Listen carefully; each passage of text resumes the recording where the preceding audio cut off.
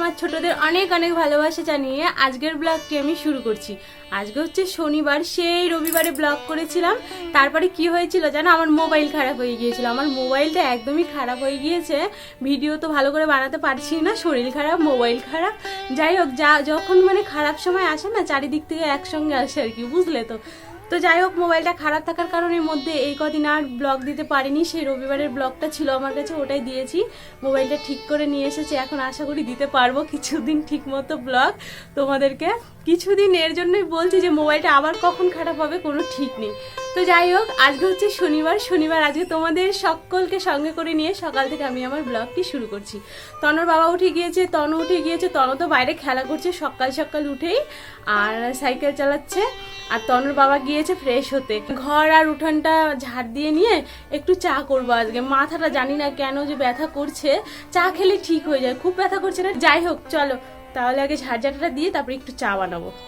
বেশ কিছুদিন থেকে তোমাদের জন্য ঠিকমতো ভিডিও দিতে পারছি না, তো কি করব বন্ধুরা, তোমরা তো আমার এই ভিডিওগুলো দেখে বুঝতেই পারছো যে আমার শরীর তো ভালো ছিলই না। এখন শরীর ঠিক আছে, কিন্তু মোবাইলটা কী যে হয়েছে, মোবাইলটা আমার শরীর খারাপ হওয়ার আগের থেকেই কদিন পরপরই খালি খারাপ হয়ে যাচ্ছে, জানো তো। আর এখন যে আর একটা মোবাইল নেবো সেই মানে তো এখন নেই, কারণ এখন মোবাইল নিলে নেওয়াই যাবে, কিন্তু একটু অসুবিধা হয়ে যাবে, কারণ এখন বুঝতেই তো পারছো বাড়িতে যাব আমরা সবাই, একদম বাড়ি চলে যাচ্ছি দিল্লি থেকে। তো এখন টাকা পয়সার প্রচুর দরকার, তো এখন মানে বেকার মোবাইলটা নিলে না এখন একটু অসুবিধাতেই পড়ে যাব।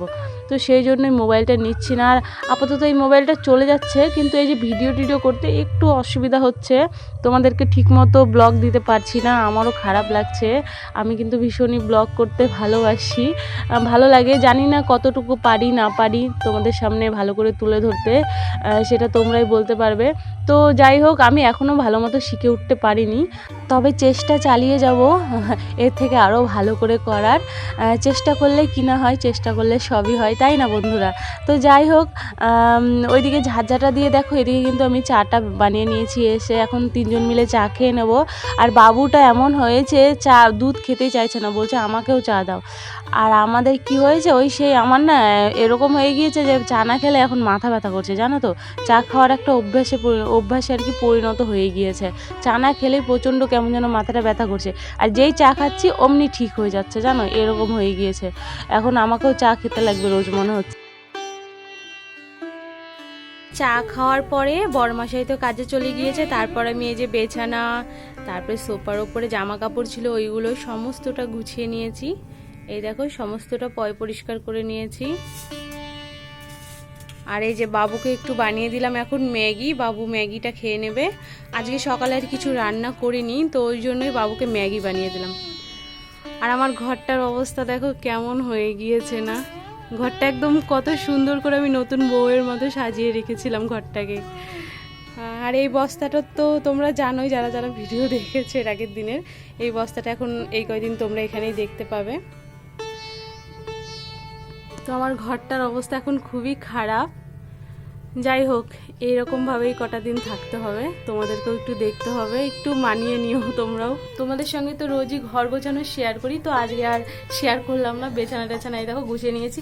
আর আমার পেছনে এইগুলো তো ব্যাগ রয়েছে, তোমরা জানোই বাক্সের মধ্যে কোনো জায়গা নেই, সমস্ত জিনিস ঢোকানো হয়ে গিয়েছে, ব্যাগগুলো ওই জন্য এখানে রাখা হয়েছে। আর ব্যাগের ওপরে এইখানে জামা কাপড় রয়েছে, যেগুলো জামা কাপড় আমরা ব্যবহার করি। তো আমার এই নাইটিটা দিয়ে ঢেকে রেখেছি, নইলে না ওই ওপর থেকে না বালি পড়ে, জানো তো, জামা কাপড়ের মধ্যে। সেই ওই দিনটা পরে গিয়েছিল যেদিন রেখেছিলাম, সেই দিন আবার সমস্ত জামা কাপড় ঝেড়ে আমাকে আর কি ডবল খাটনি হয়েছে, ওর জন্য এই নাইটিটা দিয়ে দিয়েছি। বালি পড়লে এর উপরে পড়বে, আমি ঝেড়ে নিলে হয়ে যাবে আর কি। তো যাই হোক চলো বন্ধুরা, এবার স্নান করে পূজাটা সেরে নিই। গোপাল সোনারও কিন্তু খিদা পেয়ে গিয়েছে, ঘুম থেকে ওঠানো হয়নি, আজকে বেলা হয়ে গেল, গোপাল সোনাকে উঠাতে হবে আর রান্নাও করতে হবে। তো চলো ঝটপট কাজগুলো করতে থাকি। স্নান সেরে চলে এসেছি, চলো এবার আমার গোপু সোনাকে ঘুম থেকে উঠিয়ে নিই, অনেকটা বেলা হয়ে গেল কিন্তু। ও গোপু, গোপাল ওঠো বাবা, ওঠো গোপু, অনেক বেলা হয়ে গিয়েছে, ওঠো ওঠো। ওলে বাবা লে, আজকে ওই দিক ঘুরে ঘুমিয়েছ, আসো বাবা আসো আসো আসো। ওরে বাবা রে, ওরে বাবা রে, ওরে বাবা রে, জামা কাপড়ের কি অবস্থা হয়েছে। ও গোপু, সোনার বিছানাটা এবার গুছিয়ে নিই। গোপু সোনাকে বসিয়ে দিয়েছি ওর সিংহাসনে।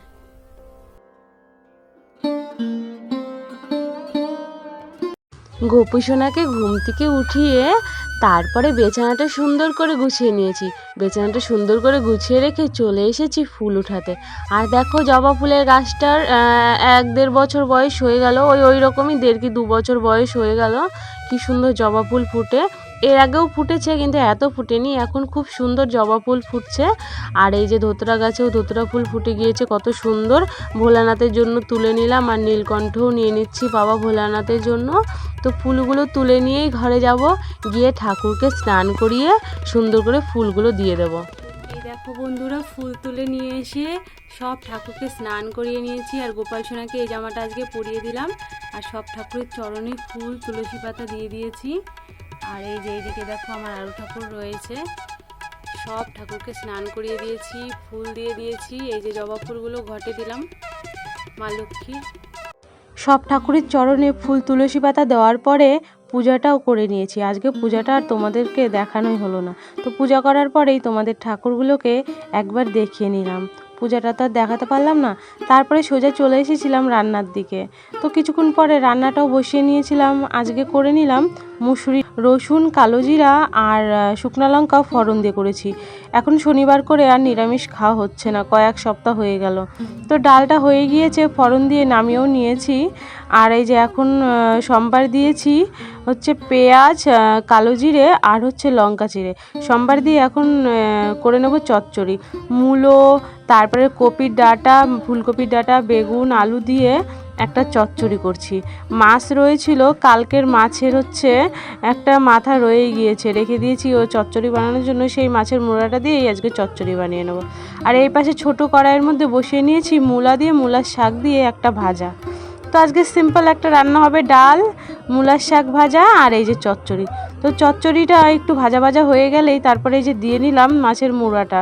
মাছের মোড়াটা ভেঙে নিয়েছি, আর এই যে একটু জলও দিয়ে নিলাম, তাহলে মাছের মোড়াটা আর চচ্চড়ির সঙ্গে একদম মিশে ছাড়টা ভালো লাগবে আর একটু খেতে। তো সেই জন্য একটু জল দেওয়া। তো এখন এই জলটা দেওয়ার পরে এখন একটু ভালো করে নেড়ে চেড়ে নিলেই, একটু ভাজা ভাজা করে নিলেই চচ্চড়িটা কিন্তু আমার হয়েই যাবে। দেখো হয়েই এসেছে। তো চচ্চড়িটাতে আজকে নামানোর আগে ভেবেছি একটু ধনেপাতা দেবো। এখন ঠান্ডা ঠান্ডার দিন পড়ে গিয়েছে, আর ধনেপাতা দিয়ে বেশ ভালোই লাগবে যে কোনো তরকারিতেই। তো বন্ধুরা, রান্না বান্না কমপ্লিট হয়ে গিয়েছে, চলো তোমাদেরকে আর একবার দেখিয়ে নিই রান্নাগুলো। এইখানে তো রয়েছে ডাল, এই যে পাতলা করে মুসুরির ডাল করেছি। পাতলা করে মুসুরির ডাল ভালো লাগে, তাও একটু ঘন হয়ে গিয়েছে আমার, আরও মানে এর থেকে আরও পাতলা ডাল বেশি ভালো লাগে। আর এখানে রয়েছে এই যে মাছের মাথা দিয়ে চচ্চড়ি, আর এখানে রয়েছে এই যে মূলোর শাক আর মূলো দিয়ে ভাজা। ব্যাস, আজকের এটা দিয়েই খাওয়া দাওয়া হবে। তো এখন চলো খাওয়া দাওয়াটাও করে নিই। তনুর বাবা চলে এসেছে, স্নান করে নিয়েছে। তোমাদের বলতে বলতে খাওয়ার বেড়েও নিয়েছি, এখন খেয়ে নেব। আর ডালটাই যেখানেই রয়েছে, ডালটা এখান থেকেই নিয়ে নেব। অনেক দিন পর মুসুরির ডালটা খাচ্ছি, মুসুরির ডালটা খেতে বেশ ভালো লাগে। যত রকম ডাল রয়েছে সব ডালের মধ্যে এই মুসুরির ডালটাই হচ্ছে আমার ফেভারিট। মুসুরির ডালটা সব থেকে বেশি প্রিয়। তারপরে হচ্ছে ওই মটরের ডাল, মুখে আসছিল না নামটা, তো যাই হোক মটরের ডাল ভালো লাগে। তো যাই হোক, এই দুটো ডাল আমার খুব ভালো লাগে, আর বাদ বাকি ডালগুলো অতটা ভালো লাগে না। তো খাওয়া দাওয়া আবার কমপ্লিটও করে নিয়েছি। খাওয়া দাওয়া কমপ্লিট করে নিয়ে তারপরে কিন্তু আমি বাসন মাজতে এসেছি। খাওয়াটা তোমাদের সঙ্গে শেয়ার করলাম না। তো যাই হোক, বাসন মাজতে চলে এসেছি। এই যে কড়াই, থালা, বাসন যা যা ছিল, রান্নার বাসনটাও মাজা হয়েছিল না, তো রান্নার বাসনটাও এখন একবারে মেজেই নিলাম একসঙ্গে। ওই একটা দুটো বাসন মাজবো, ওই জন্য ভাবলাম একবারে খেয়েই সবগুলো বাসন একসঙ্গে নিয়ে মেজে আসি, আর সেই ওইখানটাতে যেতে লাগে বাসন মাজতে। তো যাই হোক, বাসন মেজে চলে এসেছি।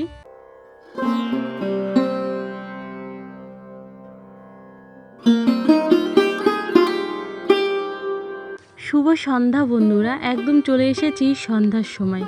তো বাসনগুলো মাজার পরে একটু রেস্ট করেছিলাম, তো একটু শুয়েছিলাম, বুঝলে তো। তো শুয়ে যখন উঠেছি দেখি একদম ভর সন্ধ্যা হয়ে গিয়েছে, তোমরা তো দেখে বুঝতেই পারছো। তো এই উঠে নিয়ে এই যে কাপড়গুলো সবার আগে উঠে নিলাম, আর বাইরে বেশ ঠান্ডা ঠান্ডা লাগছে, এখন কিন্তু ভালোই ঠান্ডা পড়ে গিয়েছে আর কি এদিকে। তো বাড়ির ওদিকে কেমন ঠান্ডা পড়েছে একটু তোমরাও কমেন্ট করে জানিও। তারপরে দেখো কাপড়গুলো উঠিয়ে নিয়ে আসলাম, সেই দুপুরবেলা জামা কাপড় উঠিয়ে নিয়ে এসে এই যে ভাঁজ করে রাখছি। এখন কাপড়টা ছেড়ে সন্ধ্যার দিকে যাব। তো দেখো কাপড়টা ছেড়েও নিয়েছি, ছেড়ে এই যে দুয়ারে দুয়ারে জল দিয়ে নিলাম। এখন সন্ধ্যা আরতিটাও করে নেব। সবার প্রথমে এই যে মা তুলসীর এখানে এই যে প্রদীপ জ্বালিয়ে দিলাম, সন্ধ্যা আরতি করে নিচ্ছি। তারপরে চলো ঘরে গিয়েও সন্ধ্যা আরতিটা করে নেব। তো এখন আমার ঘরটা তোমরা দেখতেই পাচ্ছ, খুবই কেমন যেন লাগছে। যাই হোক, তাও এইভাবে আমাকে ব্লগটা বানাতে লাগবে, কিছু করার নেই, তোমরা তো বুঝতেই পারছো। তো সন্ধ্যা আরতি করার পরে গোপালের সেবাও দিয়ে নিয়েছি। গোপালের সেবা দেওয়ার পরে দেখো কিছুক্ষণ পর গোপালকে শয়নও দিয়ে দিলাম। গোপালের জামাটা পাল্টে নিয়েছি। আর রাধা মাধবকেও এখন থেকে এই মশারির ভেতরেই শয়ন দেবো। রাধা মাধবকে কোনো দিন ভেতরে শয়ন দিই, কোনো দিন রাধা মাধবকে ওখানেই থাকে, শয়ন দিয়ে দিই মনে মনে আর কি বলে। তো এখন থেকে ভেবেছি ভেতরেই শয়ন দিয়ে দেবো একসঙ্গে গোপাল সোনার সঙ্গে। ঠান্ডাও পড়ে গিয়েছে একটু, গায়ে ঢাকাটাও দিতে পারবো, ভালোই হবে। তো যাই হোক, ওর জন্য এখানে শয়নটা দেওয়া। তো ওইদিকে ঠাকুরকে শয়ন দিয়ে এই যে বিছানায় শোয়া হয়েছিল দুপুরবেলা। তো বিছানাটা ওঠানো হয়েছিল না, যেহেতু বললাম উঠতে উঠতে সন্ধ্যায় লেগে গিয়েছিল, ওই জন্য বিছানাটা আর গোছাতে পারিনি। উঠে তাড়াতাড়ি করে জামা কাপড়গুলো উঠিয়ে নিয়ে সবার প্রথমে সন্ধ্যা আরতিটা করে নিলাম। তারপরে এই যে বিছানাটা পরিষ্কার করে দিলাম। বাবু এখন বসলো পড়তে, ওর বাবাকে আমি বলে দিলাম যে এখন তুমি একটু পড়াও, আমি চাটা বানাই। তো দেখো বাবুকে ওইদিকে তো তনুর বাবা একটু পড়িয়ে নিচ্ছে, আর আমি এদিকে চলে এসেছি। দুধটা আগে গরম করে নিলাম বাবুর জন্য, দুধটা আগে ঠান্ডা করতে দিয়ে তারপরে আমার জন্য আর তনুর বাবার জন্য একটু চা বানাবো। তোমাদের তো বললামই চা না খেলে আর ভালো লাগছে না, চা খেয়ে অভ্যাস হয়ে গিয়েছে, আর চা না খেলে এখন মাথা ব্যথা ধরছে। এই চা খাওয়ার অভ্যাসটা ছিল না, কয়েকদিন খেয়েছি, তারপরে এরকম হয়ে গিয়েছে জানো তো। বিশেষ করে আমরা খেলে বাবুও খাবে আমাদের সঙ্গে সঙ্গে, ওই জন্য আরও বিশেষ করে চাটা বেশি খাই না, বুঝলে তো। সেরকম কোনো অভ্যাসও নেই এখন, এমন হয়ে গিয়েছে দুবেলা করে চা খাওয়া ধরে নিয়েছি তন্নুর বাবা আর আমি। তো বাবুকে আজকে আর চা দেবো না এই বেলায়, সেই সকালে ও চা খেয়েছে জানো তো, এই বেলাতে ভেবেছি আর দেবো না। ওর জন্য এই দেখো প্লাস্টিকের মগের জলের ভেতরে দুধটা ঠান্ডা হতে দিয়েছি। তো ওর দুধটা এইদিকে ঠান্ডা হয়ে গিয়েছে, ওইদিকে চা হতে হতে, আর আমাদের দুজনের জন্য চা বেড়ে নিলাম। আর এই যে বাবুর দুধটাও একদম ঠান্ডা হয়ে গিয়েছে, দুধটা এখন নিয়ে নেব। আর কি হয়েছে বলো তো, একটু গরম গরম সিঙ্গারাও আনা হয়েছে, চায়ের সঙ্গে বেশ ভালোই লাগবে। রোজ টোস্ট দিয়েই খাওয়া হয়, তো আজকে টোস্টটা নেই, তো সিঙ্গারাই ছিল, ভাবলাম আর টোস্ট দিয়ে খাবো না, টোস্টটা নিয়েও আনতে হবে।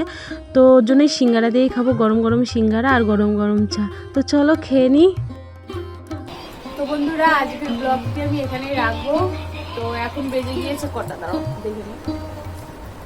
এখন সন্ধ্যে 7টা বাজে, সন্ধ্যে 7টা বেজে গিয়েছে। তো আজকের ব্লগটি আমি এখানেই রাখবো।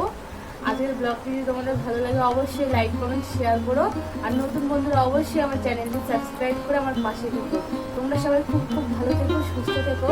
সবাইকে জয় রাধা মাধব, নমস্কার।